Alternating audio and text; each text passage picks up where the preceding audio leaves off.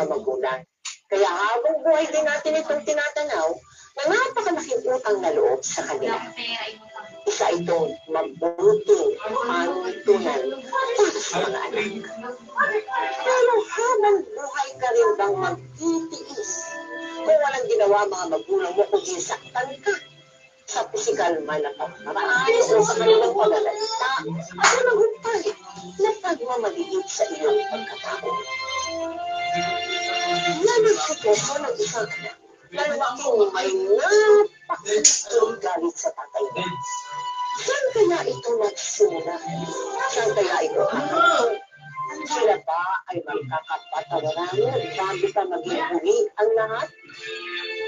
Yan ang ating paka-aabangan dito sa aming natatanging Father's Day presentation na pinamagatang Paano ba maging isang ama?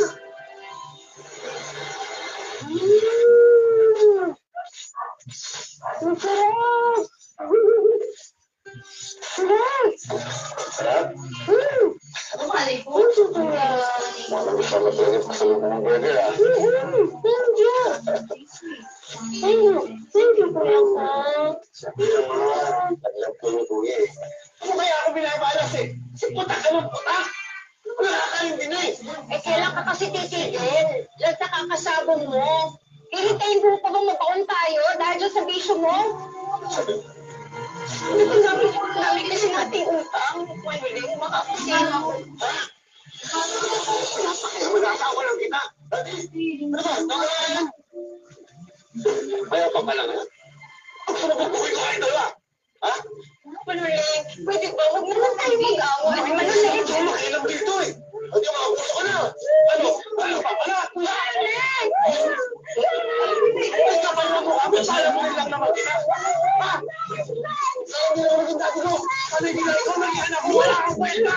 Wala kang kwenta.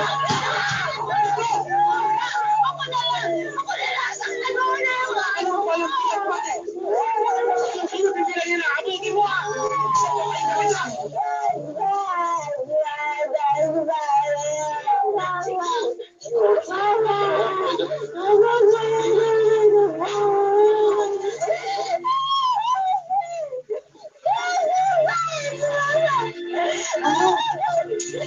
Vincent, kamusta ang pamilya mo o pamilya ninyo nung bata ka pa? Mas madalas yung time na si Dad tuloy ng lasing. Madami po akong mga naging experience nung bata ako kay Dad na talaga pong hindi ko naman po makakalimutan. Ayoko po magkaling sana pero medyo mabigat po talaga yung dinaanan ko kay Dad. Or isang kasali kasi. Wala kang mararating sa buhay. Wala kang silbi. Wala kang kuko. Wala kang utang na loob. O hindi, pwede. Bakit ka rin? Kasama ko na lang. Isa lang. Isa lang mahanap. Isang mahanap lang. Ano na, ako muna dito. Eh, kung ginaganan mo yung panindag kung sino pang bibili yan. Ako muna sa tao. Okay lang to. Kung makapasa ako, ha? Kailan ko makita ng mga tao? Okay lang yan. Para makita nila kung gano'n katimundo ng asawa niyo.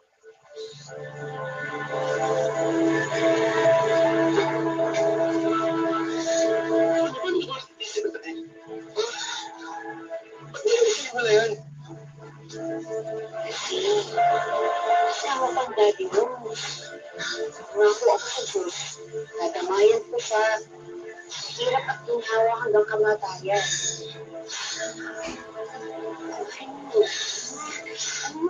Walang magandang maitulunod sa kataniman ng galit sa kanya.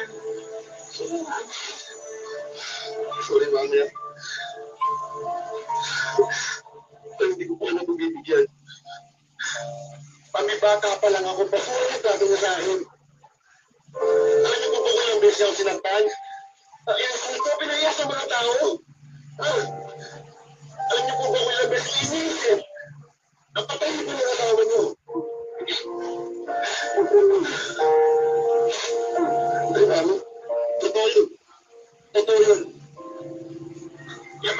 ako ng Diyos. Kasi kapag ako hindi nakapagtimpil sa asawa ng tumutulan, malamang lang ako sa kulungan.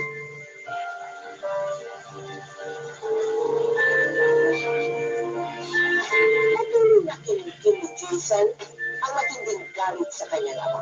Habang pinagmamalupitan siya nito, pinaghusayan niya ang kanyang pag-aaral hanggang sa maging ganap na siyang veterinarian.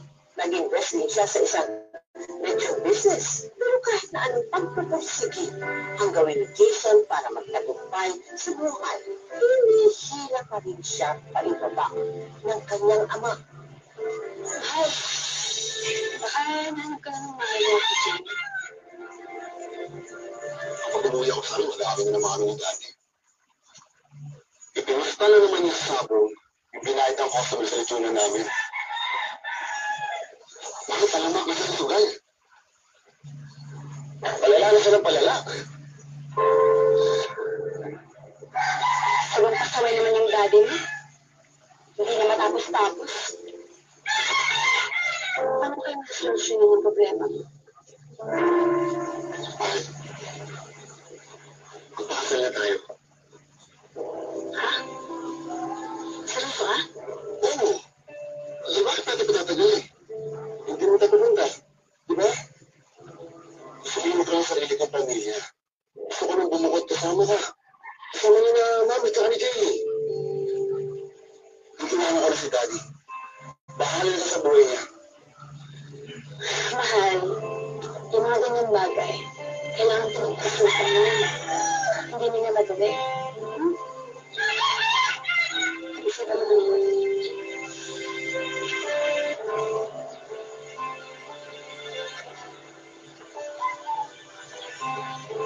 Mahal, pag-isipan ko na to.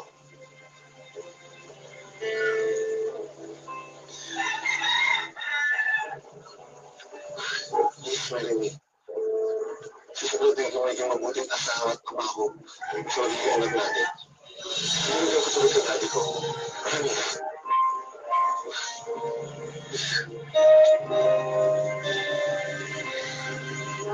Papakasalan kita sa isang kondisyon. Isa na yung engagement ring. Talaga? Ano ka rin? Kapag kaibigan kita. Promise. I love you. Walang pagsidlan ang tuwa ni Jason nang pumayag si Mary na magpakasal sila. Pinag-ipunan ito ni Jason at inabot ng halos 1 taon ang wedding preparation. Pero ilang araw bago ang itinakdang kasal. Hey! Isang lang eh! Hey! Hey! Parang naman sa akin to. Hey, kailangan kita. Kailangan kita, May. That's the point, Jason! Mas kailangan mo ako. Jesus, mahal mo ako. Aminin mo naman hindi. Gusto mo magkaroon ng sariling pamilya. Kasi gusto mo ipakita sa daddy mo. Mas magaling ka. Na mas successful ka. Mas karapat-dapat ka maging tatay at asawa. Para bang sinabi mo na pera siya? Hindi mo ba na-realize? Abot langit kung galing mo sa daddy mo. Pero alam mo ito, parang ulang kayong dalawa!